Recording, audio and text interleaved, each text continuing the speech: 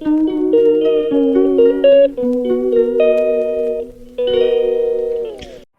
বন্ধুরা, welcome back to my channel. সবাইকে জানাই অনেক অনেক স্বাগত আমার ইউটিউব ফ্যামিলিতে।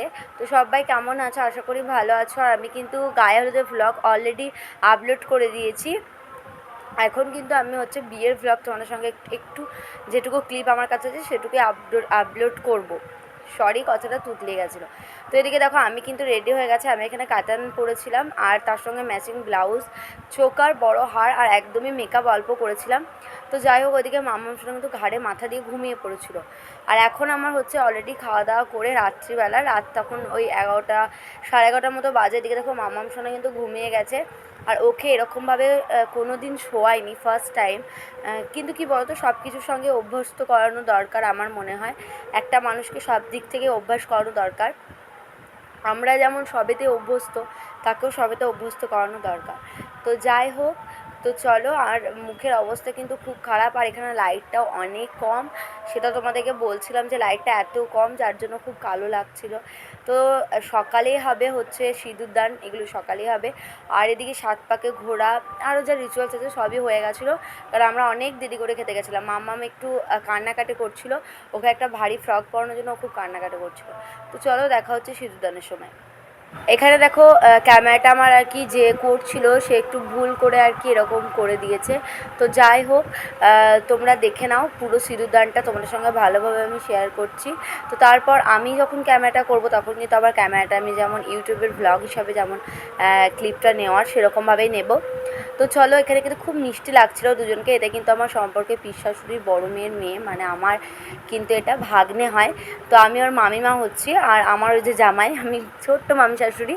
তো যাই হোক, এখনও পর্যন্ত আলাপ হয়নি, সকাল হয়ে গেছে তবু আলাপ হয়নি। সে ব্যস্ত ছিল বিয়েতে। তারপর যাই হোক, বাসরাত ছিল, আর বাসরাত জায়গা আমাদের পক্ষে একদমই সম্ভব ছিল না।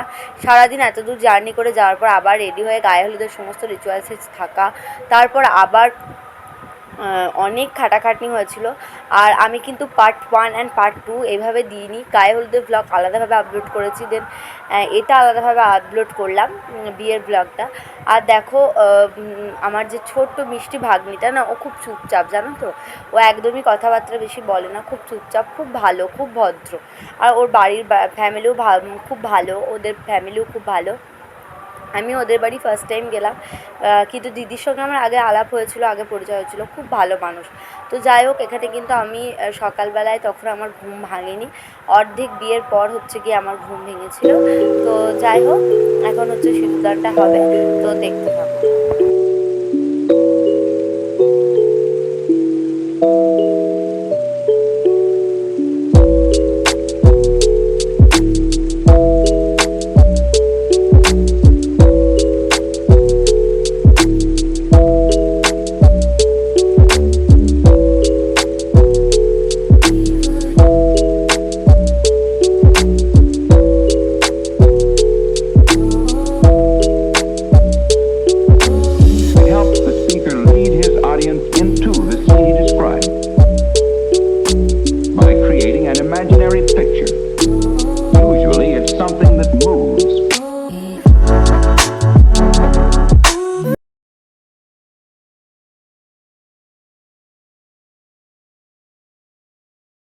সিঁদুরদান হওয়ার সময় না, আমি ওগুলো দেখে ভাবছিলাম যে আমাদের একদিন বিয়ে হয়েছিল, আর সমস্ত স্মৃতিগুলো কেন জানি না চোখের মধ্যে ভাসছিল, সব মনে পড়ে যাচ্ছিল।